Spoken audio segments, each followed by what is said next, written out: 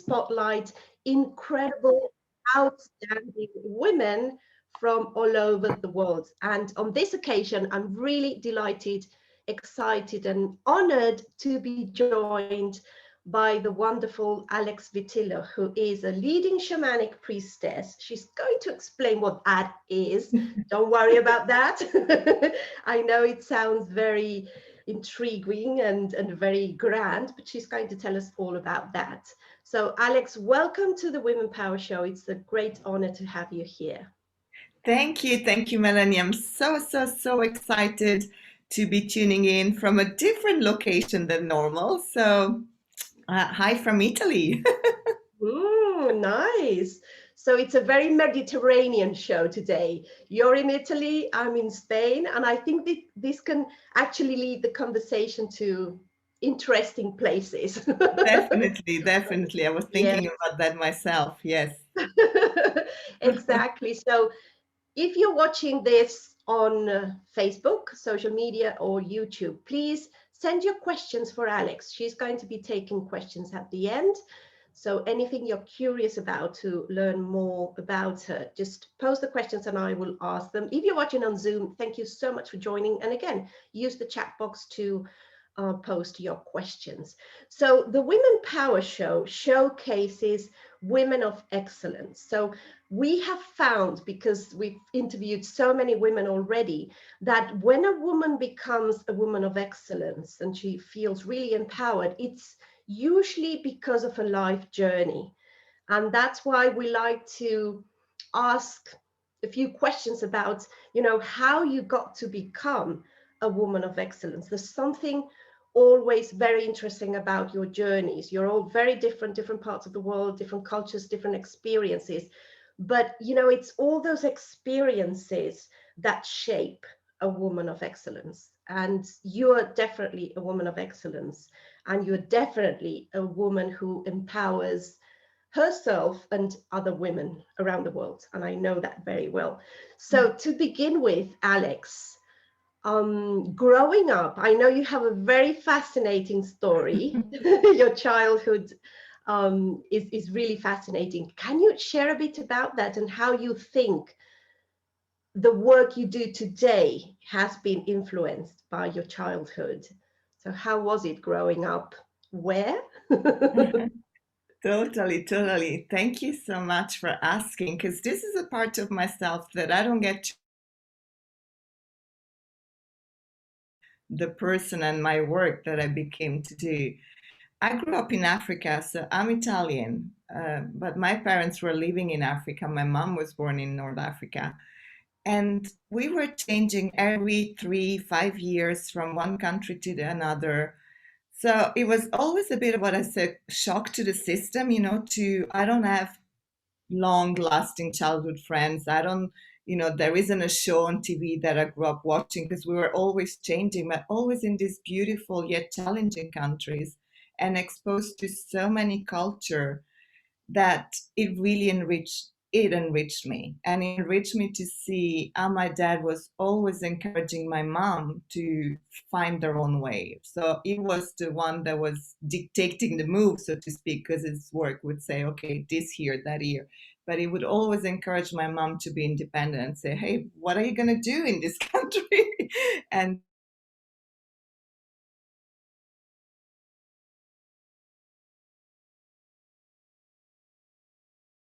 work for an international organization, and then there would be, I say, excuse me, parked in Europe, and they would join the husband just for the holidays. They wouldn't work because they didn't have to.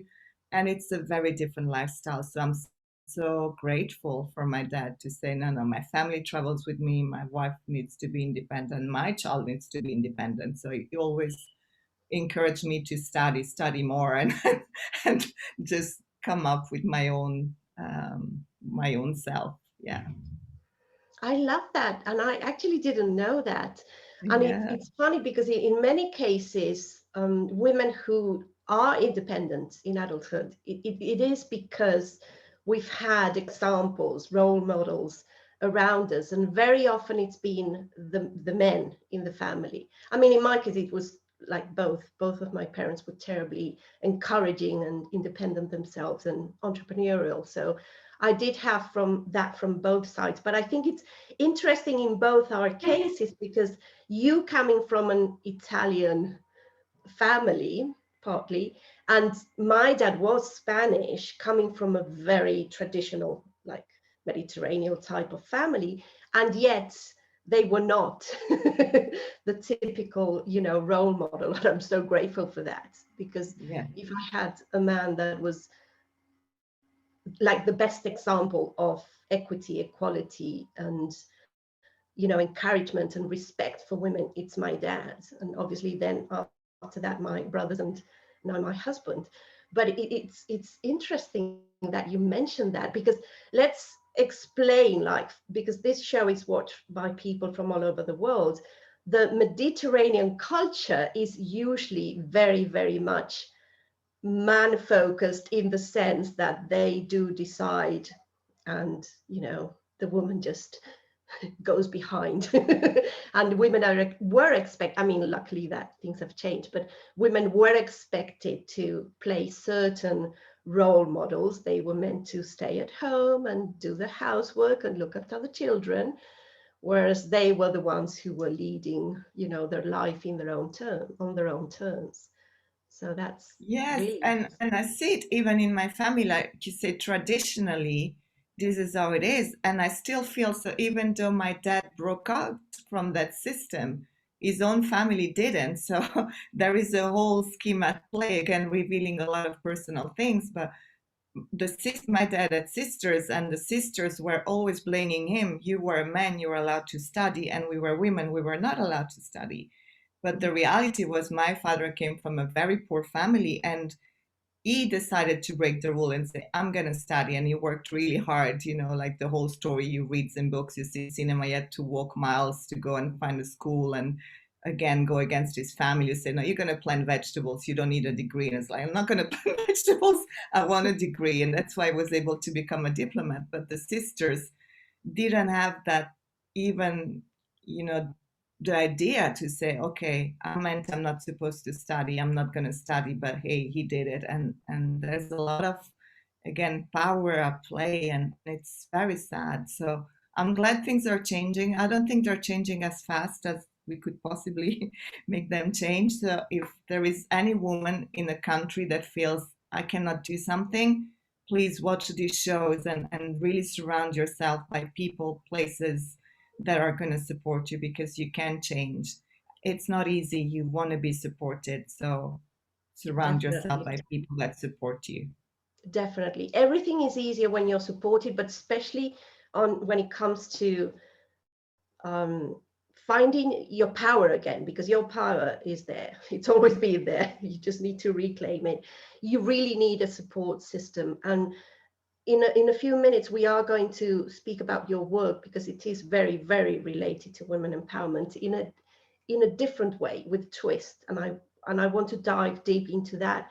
But going to this back again, it's funny because there's many similarities to my dad's story also.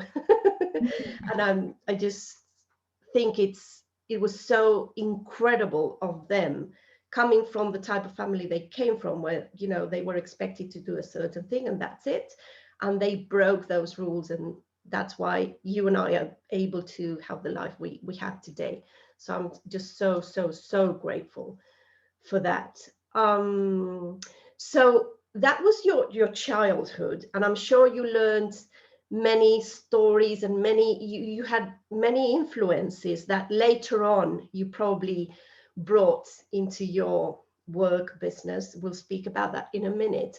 But then as a young woman, I have also found, and especially working in the Women Power Group in Spain, we have women from Spain and Latin America.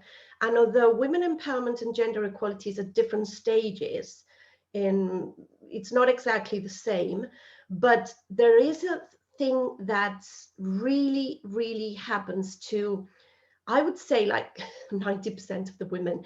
They, like, you grow up, you really believe you can take on the world, you have all these dreams, and you feel you can do anything. You you study, you do whatever you're doing in your early adulthood, and then something happens along the way, and suddenly you feel disempowered for different reasons, many different reasons, but you feel disempowered. And somebody in their late 30s or 40s suddenly has lost all that, I like to say, to call it, all that shine, that luster. They just become stuck. You know, they have no real interest for anything except obviously that their families, you know, is okay and their kids are in, you know, well and all that. But there's nothing personal. There's nothing left for them. And I'm seeing that in every single woman who enters the group. And these are women I know, some of them since we were kids. I mean, most of the women in the Women Power group, I already know, I have known for years. So I have seen the evolution. I have seen them as, you know, really ambitious and, you know, going for it type of young person, and then becoming stuck with no, you know, they just don't know where to, how to lead their life anymore. And I feel that's so sad. Obviously we're working on that, and it's beautiful to see the transformations. But have you noticed that also, like, and especially related to your work, or have you felt that along your journey? I did feel I did feel it myself, because when I had my kids, I was working with my husband, and after our second child, he said, "Well, I think you don't need to work anymore." And I allowed myself to say, "Okay, then, I'm not going to work." But that was really not the right answer for my, I mean, in a sense maybe it was, because I was working in finance at the time. We have to say that I studied economics, banking, and so I was in a very different world at the time, and maybe it wasn't the world where I was meant to thrive. It was a good world, but not where all my light was shining. So that was the pivot where he said you don't have to work, but that really deflated me. And from that moment on, I was never a stay-at-home mom. I don't have any shame in saying it. Well done to those of you that feel complete by, just looking after the children. And it's not just by looking after your children, but that wasn't me. So I was looking for many different ways. I went into fashion, I went into matchmaking, I went into photography, and I started to, but it was never you have to. So I was doing it, but yeah, it's okay. And in that moment, I think I felt really disempowered, and I wasn't really shining, like you said. It was like, yeah, it's okay, but it was that meh attitude, that meh emoji. Until, well, unfortunately, I went through one of those challenges in life. My husband passed away, and there I had no choice. No choice. So I went from feeling totally disempowered, having a husband providing and making the choices for the school, for the holidays, for everything, to, oh my God, I gotta take those choices now. And again, lo and behold, like you said, I think men, they know about their power. They're not shy. It was never a question. But for a woman, when you come, I forgot about all the power for when I was a kid. And I was into disempowered state, and I felt, oh my God, right?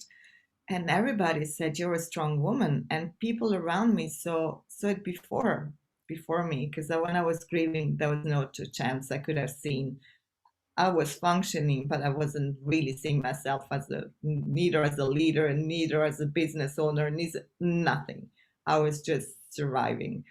And I had it all along, but somehow I needed that push from the universe to say, hey, look at you. You don't need, really don't need, and it's said with love, but anyone or anything to show your light. The power is within you, and you just got to claim it, and you just got to be you. So I've seen it.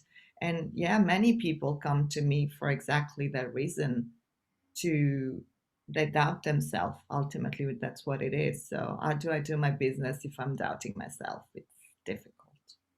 Exactly. And you said something very interesting. Men don't go through that in general. I mean, in obviously we're all general. different, because they know they have that power. They feel entitled, and that is a great feeling. I mean, that is how women should feel. But somehow we don't, because of all these cultural impositions. And you need to give your life to your family, and that's the way you become a good person. And that's, there's so many things that we take upon ourselves because we're supposed to. And that's why when I speak about empowerment, for me empowerment is just the freedom to choose. If you want to be a stay-at-home mom, my goodness, that's wonderful, that's beautiful, but it needs to be your choice, not society's choice, or your family's, or your in-laws, or whatever it is, which happens in so many cases. So I Yeah, love and what you said. as long as you find joy in that and you really feel I can teach something, so unique and profound that I couldn't teach my children if I was doing something else, then of course, why not? But you gotta have joy and passion. And I'm a mom myself, so when I meet with other moms, the normally you hear, oh, I cannot wait for the school holidays to be over. Oh, I cannot wait, and I'm thinking, no, this is wrong. And even when my daughter was born and she had to go to nursery, I think you need to wait 3 years. And anyway, for her, it would meant that she needed to wait an extra year. And I was happy about that. And everyone else was like, no, but you get them at home one more year. So yeah, I'm happy about that, because in that moment, I really wanted to be. So yeah, you need to Exactly. be happy. Exactly, and there's different stages in life, and as long as you choose what you want to do at each stage, that's empowerment. That's Yes. be stepping into your power and living, within your power. It's when we listen to impositions that we're not living in our power, and it just shows in the end. You That's why I often describe it as losing the luster or the shine, because you can really see these women like losing their shine. And because I knew them before, and I know how capable they were of doing incredible things, and I see them with no passion at all. I mean, they might have passion when they speak about their family, their kids, but there's no passion anywhere else. Like they just, yeah, they have a job, a good job, a bad job, whatever it is, but they just go through the motions without really feeling passionate about it. And there is another way, and you know that very, very well, because you actually help people do that and transform their lives. So please, Alex, explain to us, what is a leading shamanic priestess? Let's start with the easy part, leading, because you want to be in your power. And I was on another show the other day and I said, it's about being proud of who you are. And these days, again, society, so it's like there are two words that are really regarded as cursing, which is sales, and it's the ego, right? And none of those words are bad, and none of those words are so shameful. And so for me, I say you have to be proud of who you are. You have to really take leadership of your own life. And if you have a business, if you have a community, the more, the better impact you can make to the world. Because in reality, you're either a leader or you're a follower. And it's okay to be a follower, again, when you realize that that's who you are and that you're content with that. And there's nothing in between. So I really advise people that it's in your best interest to be a leader, so that you can mold the world in you and around you, hopefully for the better. Because I work with people that have a good heart, that want to promote something beautiful for the world. So it would be really difficult, if you it would be different if you want to impact the world and then say, oh, I'm a con, or no, no, no, no. We work with people that want to make a transition, create a beautiful world. And if you don't, if you doubt yourself, it's going to be really, really, really difficult. Now, what is a shamanic priestess? A priestess is simply a person, again, I use the word simple, but that holds the light. I have this gift, these skills that allows me to commune with spirit and to create a space where there's no judgment. And ultimately, for this transformation, to happen, for somebody to let go of self-doubt, for somebody to really thrive and shine their beauty and be proud of themselves, we need to let go of judgment. The judgment of others, but our own judgment.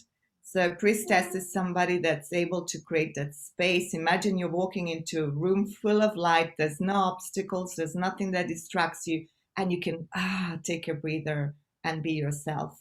And when you can be that, the best of you comes up and my job is done. And your journey starts, right? Because you start to see the magic that can happen when you have a white canvas and you create whatever it is that you want to create. And shamanic is some of the tools that I use. Again, when I was in Africa, of course, I didn't know it at the time, but there is such a strong spirit world and tradition and benevolent helpers that I think have been watching over me all of these years and really inspiring me and gifting me some of these incredible healing skills. So, yeah. That's so beautiful, so beautiful. And as you say, it's so, to me, it's sacred. The work you do is sacred. And that's why working with someone like you who is so legit, so very legit, it just transforms everything, because we do know, I mean, obviously in every industry there's, cons and, whatnot, but especially in your industry, I think you need to be very careful because there's a lot of, nonsense around. But when you find the right person who is doing it from a place of integrity in an honest way, who's really holding space for you, really, I can really feel that you support everyone in your circle. And that is something that tells me that you're truth. So I also want to, like, when we speak about your industry, and obviously you do things in your unique way, no two people are the same, but I also want to showcase and shine a light on the impeccable work you do, because you really are aligned to your core values and to truth. And that is something that, I am grateful for. Because we Thank see many you. things. And Like, again, I was having a conversation with my son, who is 12 the other day, and I was telling him, I was saying, sometimes you don't need to be the smartest person or you don't need to know everything, but when you're willing to learn and you're willing to dedicate yourself, things starts to happen. So even if you have to someday do a job that you don't feel you're the best at, if you're willing to learn, practice makes perfect, right? So just go at it with, I'm going to be the best of myself. And I really want to give the best of myself. And you will be somehow. So for what I do, it's a bit delicate and sacred, like you say, because there's a very big part that is a skill, communicating with spirit and healing skills. It's a gift from the universe, but that's not enough. It's not enough. And this is where integrity comes through. I still go through hours of mentorship, of learning, of teaching, of practices, because I need to be able to be the best version of myself. And if I was relying on the gift and talents, yeah, that would be one part. But what about, who holds me accountable? It's just such a unique sector, I would say, that you really don't want to mess it up for others and for yourself as well. So for those of you that have skills, and if somebody say you don't need to study, you don't need a certificate, I always say get the certificate. It's going to give you peace of mind, it's going to give you legal protection, it's going to give you so much more. So, and it's going to give you proudness. Again, I've invested in myself, I studied, I put my sweat and I learned. Again, choose the best person to learn from, but do your due diligence, you'll be rewarded. exactly. And in the end, life's a journey of learning. You can never stop learning. If you want to become better and a better person, a better leader, a better mom, a better whatever it is, you need to learn and be open to learning. I think the Yeah. worst mistake we can make is when we think we know it all. No, of course Yeah. we don't. Every Yes. single day you need to make an effort to learn and Yes. to also find the right, you've mentioned mentors, like find the people who inspire you and try to don't mimic them in the sense like you don't have to copy everything they do because you're your own self, but try to emulate the things that you would like to become. And I think having role models and having a support network is so important when it Totally. comes to empowerment in any shape or form. And I'm very curious, and this is something I've been thinking about asking you this since I invited you Don't on the be show. worried. No, no, no, I'm just really, really curious because I want to know, and I'm sure everybody wants to know, your idea. What does empowerment mean to you? I just have Ooh. a feeling you have a twist to it, or maybe I'm making it up, but I just think I just want to hear what it means to you. What does it mean to me? To me, it really, and I think this is maybe not an answer you expect, is to wake up in the morning and to think to yourself with a big smile, what can I create for the world today? And I say that enrich the world and enrich my world. And when you can do that, and you get that answer, because you gotta wait for that answer, right? My God, there is no limit to what you can do. That's powerful. I love it. See, I knew you would give us a complete unique answer. And that is really powerful. But again, you have to do that exercise of staying with yourself, trusting yourself, and opening your mind to whatever comes your way. That is like not everybody's ready to do that, I guess. No, no, I always say there is, like you mentioned, it's a journey, it's an inner journey, right? So it comes by steps and it never stops. That's why I always talk about the matrix, the blue pill and the red pill. At some point, you're going to have a choice. And we are now, if you look at the world where humanity's kind of been given this choice, do you want to keep on ignoring everything or do you want to really know what's going behind behind the scene? And that means taking responsibility, by the way. That means when you know, you got to do things and you cannot unknow. So you got to be ready. And there will be days where you don't really want to ask the questions and say, let it happen for me, right? And that's okay as well. But you really want to aim for the days where you've got more days when you can ask that question with a smile as opposed to the days you don't ask the question. Right. That's interesting. That's interesting. And now, again, you spoke about feeling disempowered. And I think, I mean, we have all felt, especially women, we have all felt disempowered at some point. I know I have in the past. Um, how did you, so you did say you had to, you know, um, find that power again. And, obviously you had to deal with a tragedy, and you had two small kids, so I mean you had to do it. But how would you inspire women who are feeling disempowered to get out of that situation? Because it's not easy. It's very easy to say, oh, you feel disempowered, you just find your power again. How can a woman who's feeling like that find the power again? So for me, in a sense, it was very practical. I I took a break. I took a break in reflecting what am I going to do. So I allowed myself for not rushing into something.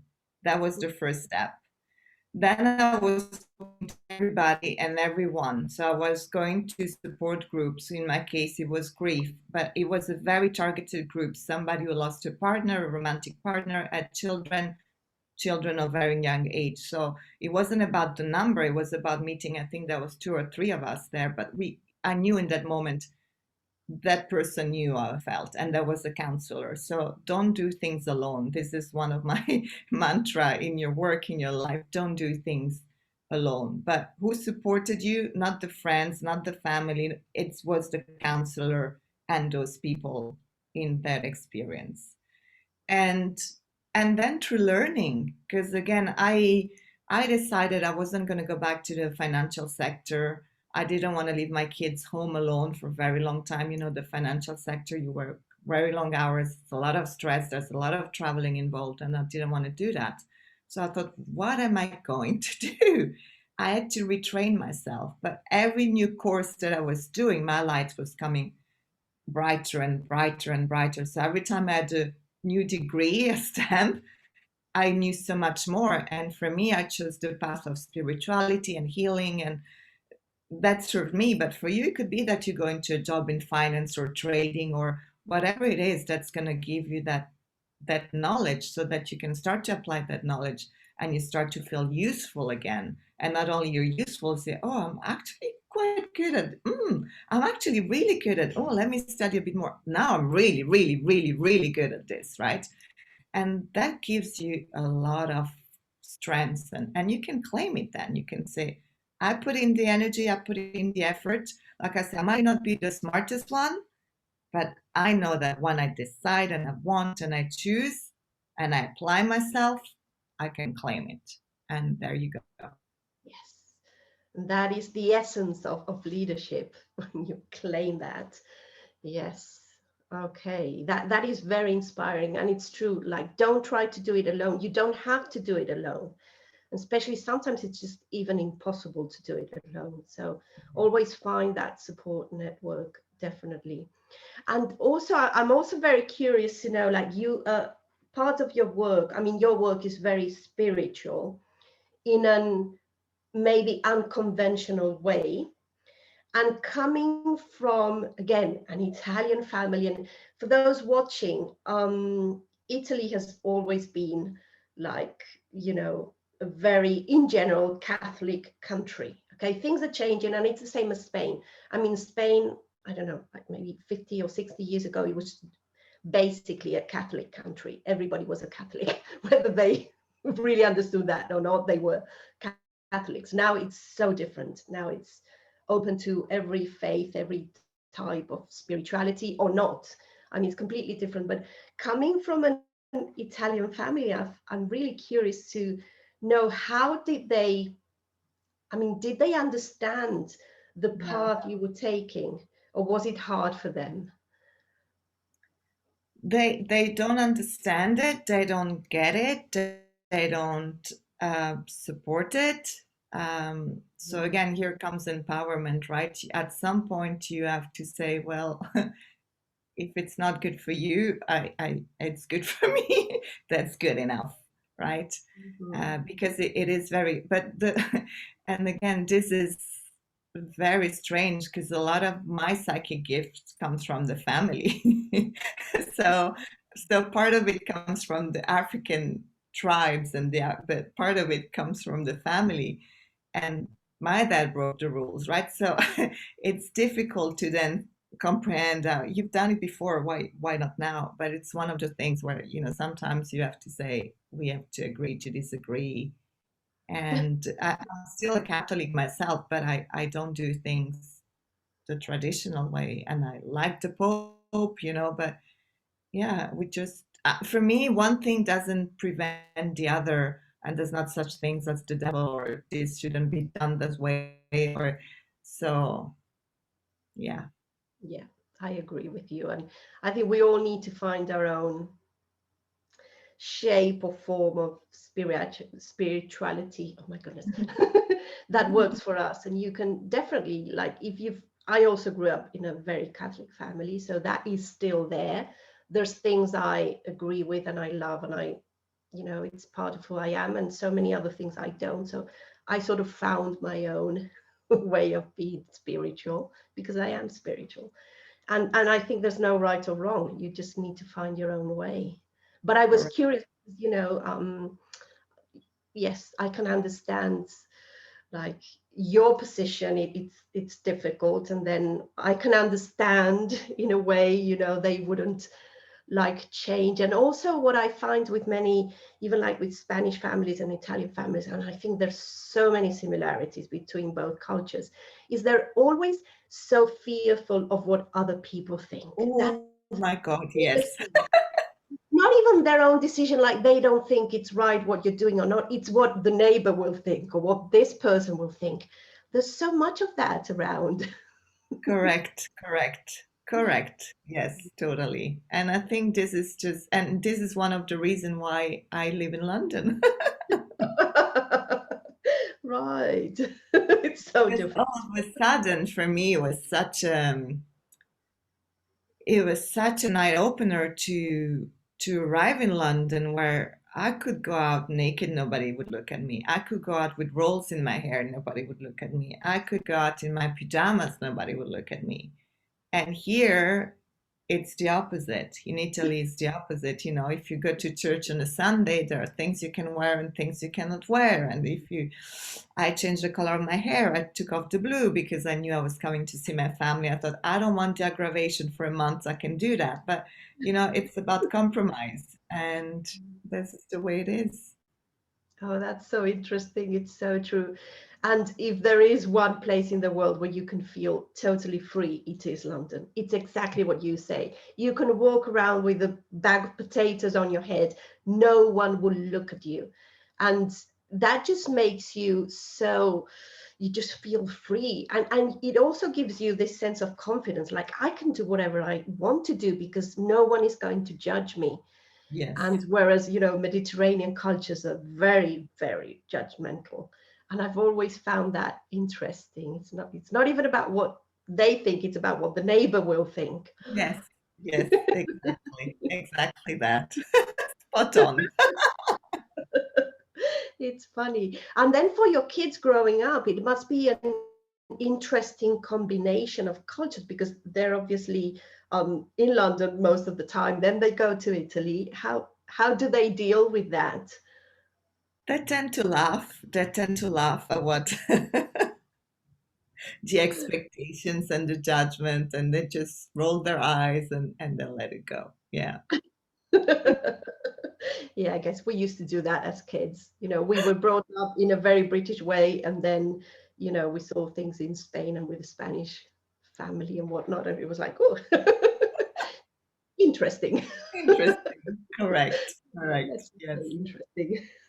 But I can understand that sort of that pulling and pushing game you must have. Yeah, I With think it's more for me because my children, I'm gonna say, they're lucky they have me as their mom. So I teach them manifestation techniques, and and sometimes my son's got it all his way, and he said, "Mom, you should never have told me that because look, you wanted me to do this, but hey, hey."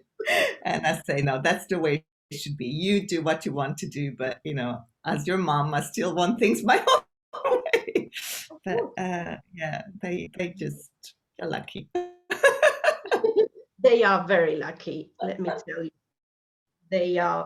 And I'm also curious about another thing. So in the Mediterranean culture again, and I think in other cultures, so around the world, I'm sure maybe mothers in India are a bit like this. I'm just imagining. Like mothers tend to be very possessive towards their children. It's like they're my children. And I mean, obviously it's different for me because I'm not a mom. So when I speak to my Spanish friends and they start speaking in that way, like my children are mine, I'm like, no, they're not yours. They're free. They need to be free. You need to give them the tools so that they can become, you know, resilient and the best adults they can be, but they're not yours. And it's always hard for me to explain. And they're like, well, that's because you're not a mom. And it's like, no, it's not because of that. What type of mama are you? If you don't mind me asking, I know this is very Well, personal. I always say to my children again, you chose me. So for me, that already empowers them, right? Because it's not your mine, it's you chose me. And I'm terribly grateful that you chose me to be your mom. So I always start from there.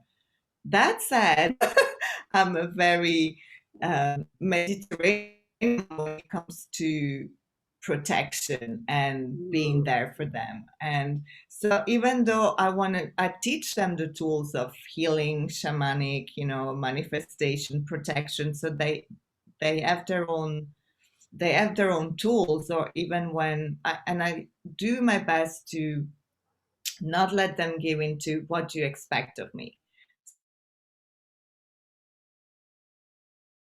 You know, their end of year report, and they said, and I said, I want you to be proud, right? First and foremost, I want them to be proud, not to do something because they expect me to be something. But like I say, when it comes to the the gut feeling is I want them to be safe and protected, and maybe I'm a bit more protective than an English mom. Let's Okay, but I think that's beautiful. I mean, we are, and adults in general, we need to protect the children. I'm very protective towards my nieces and nephews. I'm their second mom, but I do want them to be free and, But yes, you mentioned that's a big difference between British. I mean, and I say British because the type of mom my mom was British. It's true. They're not of. I mean, not overprotective. My mom probably was, but in a different way. It's like, oh, don't make a fuss, or you sort that out, and it gives you a sense of independence that maybe doesn't happen in a more traditionally Mediterranean family. I don't know. It's also interesting to watch the. There is one thing that really surprised me when I became a mom and I was in England already, is I feel I learned from the English mom to express my feelings with my kids a lot more, i.e., I must tell them I love you 100 times a day. And my parents and nobody in Italy say to their kids, I love you. It's not something, I don't know if you find that in Spain, but in Italy, No, nobody says, here oh, I'm going to school, I love you, I love you. And, and in England, we say all the time. And at first, I wasn't used to it. I thought, what's the point, right? Of course, they're your children. But I find that expression a lot, again, healthy. It's really nice to let your children know you love them, and it's really nice for them to hear it, I feel, and for me to hear it back when they say it back. But I never experienced that myself. So you would think that maybe in the Mediterranean culture they would do that more often, but they didn't, or at least not with me. that's really interesting that you mentioned that. I think the UK has evolved in that sense when it comes to expression, emotions, and feelings so much in the last maybe 20 to 30 years, because it didn't used to be like that. I mean, I know growing up, we have this really, really strict protocol, if you like. We couldn't express our feelings, especially if they were negative. Like if you were happy, you could express it, but anything sad, bad, if you were feeling pain or like crying in public, I mean, at least that was my family. I mean, I know it was a very proper family and very strict in a way, but we were never allowed like to make. And actually, my mum would say, "Don't go all Latin emotional." He would actually say that. And it's funny because my dad, being Spanish, he was not at all emotional. I mean, he was the quiet type, really quiet. You never knew what he was thinking. He showed it in different ways. Later on in life, when I learned about love languages, I immediately identified my dad's, and he would do things for us, but he wouldn't express it verbally. And then my mom being British, she wouldn't either, because everything had to be so proper. But I have found with their friends and our friends and family, they have become so much more emotional. And now it's a beautiful way of, relating to others. And I think it also creates this sense of safety and security. Children who grow up listening to "I love you" every single day, 100 times, as you said, they feel more secure because they know they are loved. Of course, you always know that you are loved, or in general. I mean, obviously not everybody, but I always felt I was loved. But I think now we make it a point with my nieces and nephews. We do say it, and every time we say goodbye, it's like, "I love you," and we're like half an hour saying goodbye and "I love you." Yes, And I think it's lovely. Maybe it's too much, but I think it's lovely. yes. Yeah. Yeah, but it's right. I did think that Italians would be so much more um, outwardly loving in a way.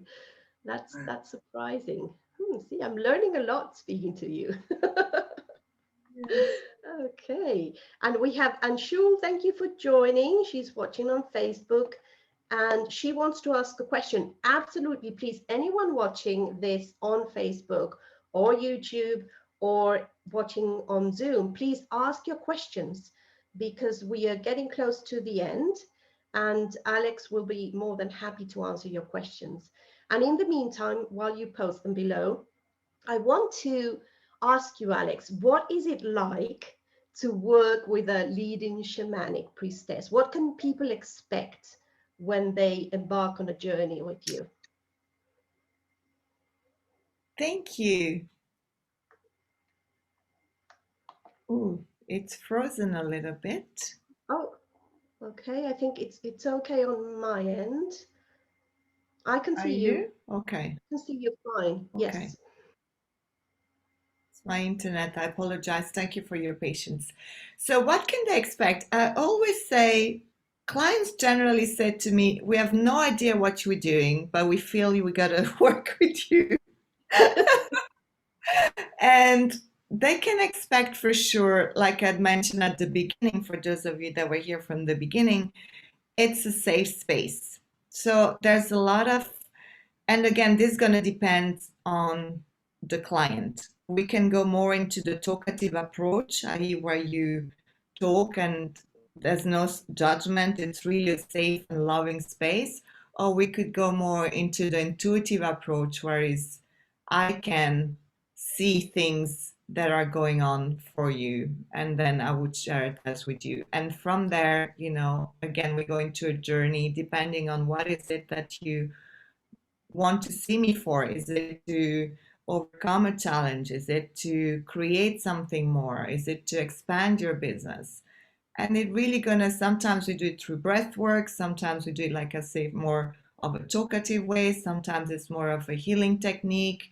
So it really depends on where you're at. And I say you don't need to be spiritual to be a client of mine, because I work with predominantly men that are in the corporate world, and they don't want to necessarily hear about spirituality, but they trust me enough to say, okay, Alex, what do we need to talk about? What do we need to do? And they follow the guidance. So it's going to be depending on you. Does it Mm. answer your question, Melanie? Was it It too vague? does. It does. And I can tell everybody watching it's a beautiful journey to work with Alex. I truly respect the work she does, and she's just amazing. And what you're seeing here, like she's this fun, bubbly personality, really honest and just delightful to chat to. That's the way you feel when you're working with her.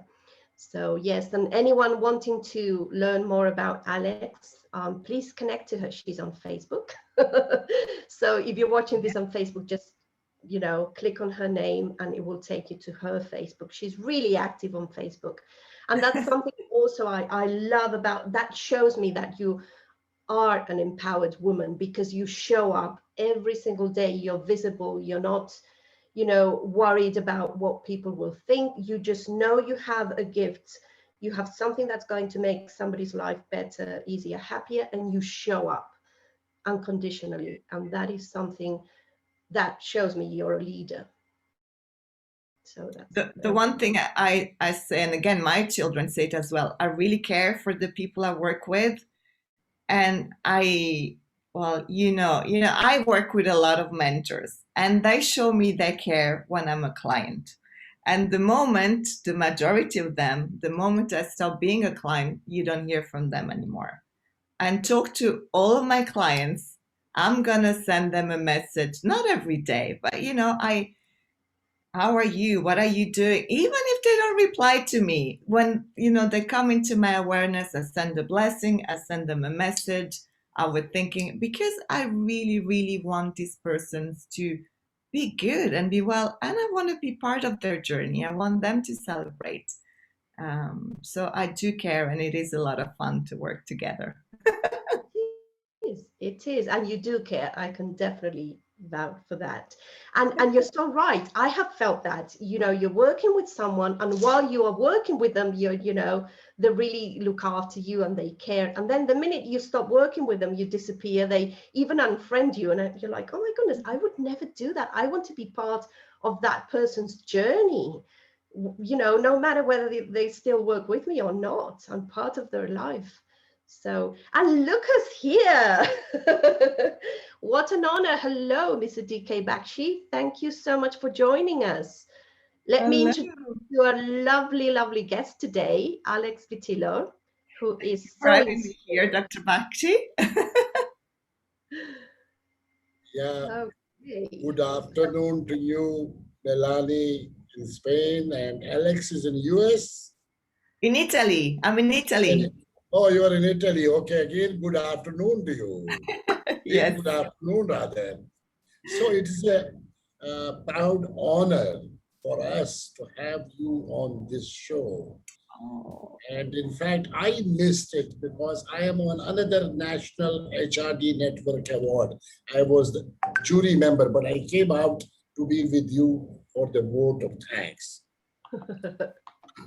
I would go to this program and, in fact, pick up what all was discussed because looking at your profile, Alex, I was deeply impressed. Oh You my could see God. that I could see your LinkedIn, I could see your Facebook. We within short period we could get connected. And thanks to Melanie, the super duper woman power of Spain chapter. Alex, I believe that we were destined to meet.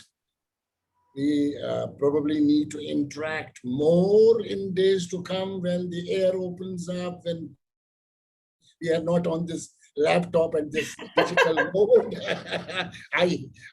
We have no other way. We have to do it right now. This is the only way. But I suppose, because I can see some of the comments on the Facebook as well as Global Television, I just saw this. People have loved your talk. And Oh, thank you. yeah, people have really loved your talk and it has been good. And I would like to thank you on behalf of Global Talent and hashtag Women Power, a global movement with 1 million women on this platform by 2024, irrespective of caste, creed, color, nationality, and religion.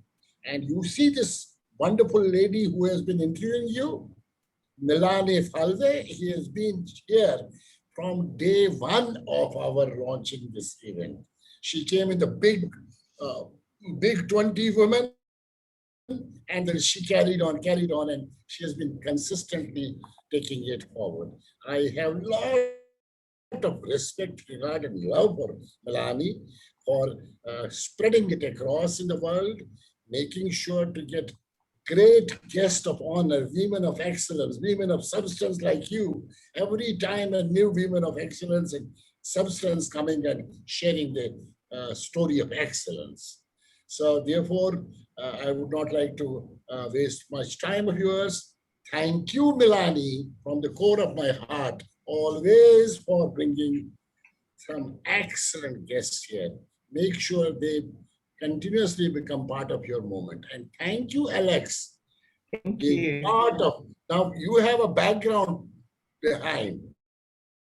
You cannot leave this beautiful background, Alex. So I will not. you must do something in Italy. You must do something on Italy. And Alex is usually in London. okay, you can do something in London. So whatever you can contribute, whatever small baby steps. I want to tell you, when we started, we were very small, but today everybody talks about it. Today, do you know, Alex? Lot of Indians know Melanie. Lot of Indians. You just see her Facebook full of Indians. And in Asia also. And not only that, tomorrow she is at Thailand. My ambassador, Indian ambassador, is going to be giving keynote address, and she is part of the Thailand Gandhi Foundation tomorrow. A lot of people from Thailand also know her because she is there. All people, Rashmi is welcoming her already. People are welcoming her already. So she has become super famous with the entire history. So Alex, that is the way, in case you start communicating, interacting with people around, and spread the message of positivity in this Oh, yeah. pandemic and share your story of excellence. What else do you need in life? So, Nothing else, Dr. Bakshi. Thank you so much. I'm thank you so so honored to much, be on your show. Alex, and thank you so much, Melanie. Those who are watching it around the world, Melanie Fale, who is the chapter in charge Spain, consistently trying to get people around. Those who will watch it later, watch this program, pick up the threads. When Alex can do it, why can't we do it? When Alex can be women of substance, why can't I be women of substance? When Milane can do it, why can't I do it? And together, as women power of the world, make this world powerful. Oh my God, I'm gonna cry. It's so beautiful. Thank you, thank you, thank you, thank you. Yes, No. Milane, you can close. Namaste. Really encouraging as usual, DK. So encouraging. Thank you for your kind words always. And it's true, Alex, people are loving your talk, and I'm actually expecting a question for you from Anshul. Anshul is looking to, I don't want to miss the question, so that's why I'm checking everything.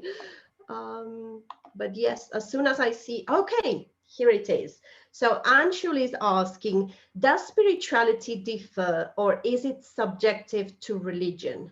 Oh, wow, that's a good question. So is it different or is it subjective to religion? For me, it's different in a sense that you create your own. You create what you want to believe in, the way you want to live your life, the practice, the rituals, the tools. You don't have to wait for anybody else to tell you what to do. It's your connection through, call it source, call it spirit. And you could, spirituality, it's a belief, it's really something that comes from within. But you could say, I don't believe in anything and be a woman of excellence and still be the best person that you can want to be. So it really depends on what it's important to you. Is there a connection to something that you feel it's bigger than you or not? Well, religion tells you exactly, each religion has a set of rules, of dogmas, what you can do, what you cannot do, how do you part of that religion. So there's a lot of rules. Yes. Yeah, maybe spirituality is like more open, right? You can create, it's not so in a box. Like it's true, some religions are very boxed in. But again, right? Find what works for you. Yes, find what works for you. Exactly. So thank you for your question, Anshul. And I just want to acknowledge Gina because she's been watching and commenting and just sharing beautiful comments. And I'll just share the last bit. She says, this is why she loves being in a group, empowering women with each of us. And actually, Gina, we both know Gina. She's a friend of Alex and mine. And she's saying, oh my goodness, I'm smiling from ear to ear. Gina, thank you so much for being here with us today. Thank you for your support. And you are also a woman power. My respects to Gina Mendoza. Gina, yes. You should also be part of it and coming to be here with Milane one day. Gina, thank you so very much. And salute you, Gina. Definitely, she will be. She will be one of my guests. Absolutely. Well, Alex, what can I say? Thank you. Thank you for sharing so generously. Thank you for spending part of your holiday with us. We'll now let you go and enjoy your family and enjoy the beauty of Italy. And DK, it's always a pleasure to see you and to have you on screen. And thank you for everything you're doing. Thank you. Thank you so much. Thank you. And to everybody watching, join us next Saturday for another empowering show with another fascinating guest. See you very soon. We have a Bollywood actress next Saturday, Oh, Joshi with me, and she is a well-known Bollywood actress of India. And she has done a commendable job, not only in India, globally. Pallavi Joshi. She will be with me next Saturday. Great, amazing. Looking forward to that. So everybody, thank you so much for watching. See you all very, very soon. Bye for now. Bye.